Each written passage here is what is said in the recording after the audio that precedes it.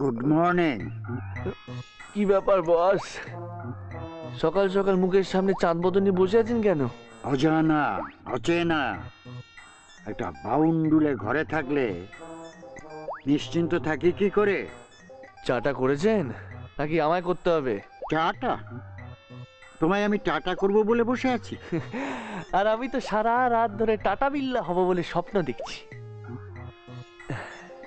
ছেঁড়া কাঁথায় শুয়ে শুয়ে লাখ টাকার স্বপ্ন দেখছো? বাতাসা দিয়ে জল খাও, পেট ঠান্ডা হবে।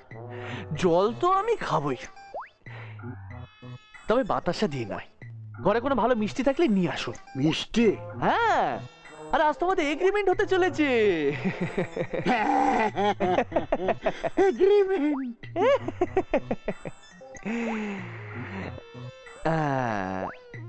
আপনি একা একা শুধু টাকা গুনবেন, আমি গুনবো না?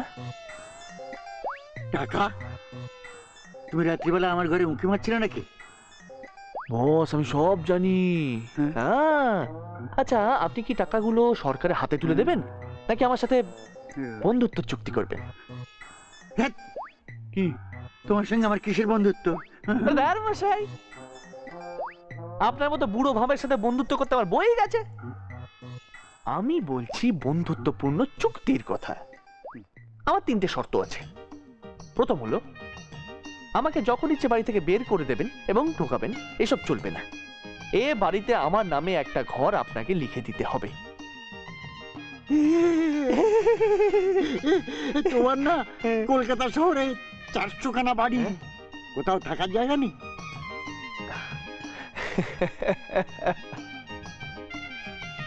সে তো আপনি চাইলে আপনার নামে একটা বাড়ি লিখে দিতে পারি, সেটা কথা নয়।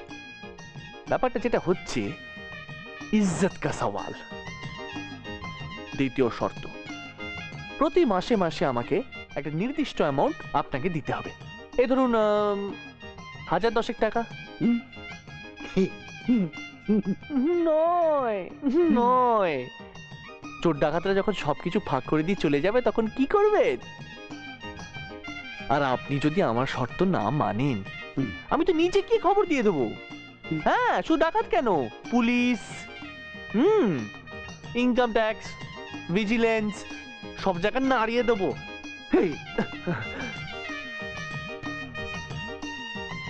একদম এসব করবে না। আমার তৃতীয় শর্ত, 1 মাসের অ্যাডভান্স আমার আজই চাই।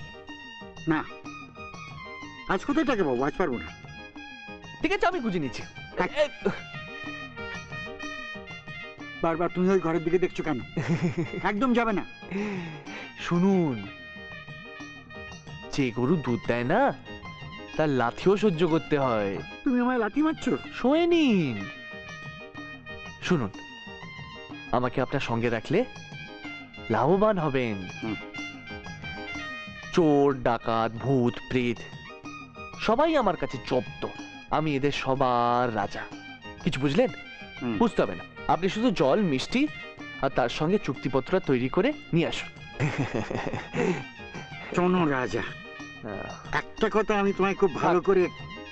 আমাকে আর কিচ্ছু বলতে হবে না, যা বলার পুলিশকে গিয়ে বলবেন। চলুন না, কি করছো? চলুন না, চলুন না। কি হচ্ছে? চলুন না, পুলিশ চলুন চলুন চলুন চলুন। না, চল যেতে হবে না, চলুন। কেন? বসো, আমি জল মিষ্টি নিয়ে আসি। হ্যাঁ,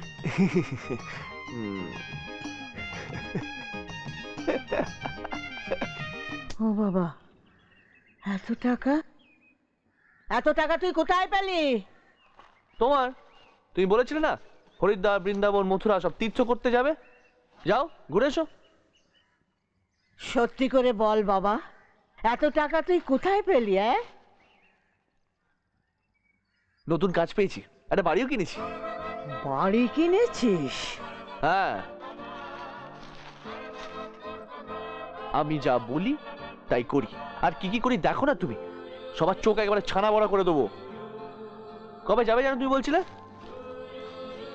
সবাই তো আমার জন্য অপেক্ষা করে আছে, আজ বললে কাল যাত্রা শুরু করে দেবে। বেশ তো, শুরু করে দাও, শুভস্য শীঘ্রম। এই শুনুন শুনুন শুনুন শুনুন শুনুন শুনুন, এত লেডিস জামা কাপড় কার জন্য? প্রশ্ন নয়, কৌতূহল আমি পছন্দ করি না।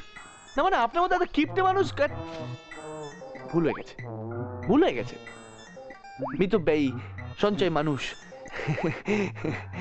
বলুন না, এত টাকার জিনিস কার জন্য কিনলেন?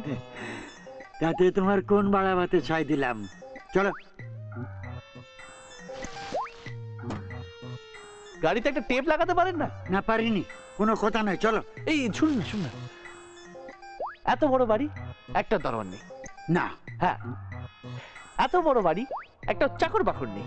না এত বড় ফ্যাক্টরি তবু শ্রমিকদের 50 টাকা পর্যন্ত বাড়াতে পারেন না। না, কিন্তু এত দামি দামি জামা কাপড় কার জন্য কিনলেন বলুন না? হাতে হবে না তো। হজমের ওষুধ খাও, হয়ে যাবে। ওঠো ওঠো।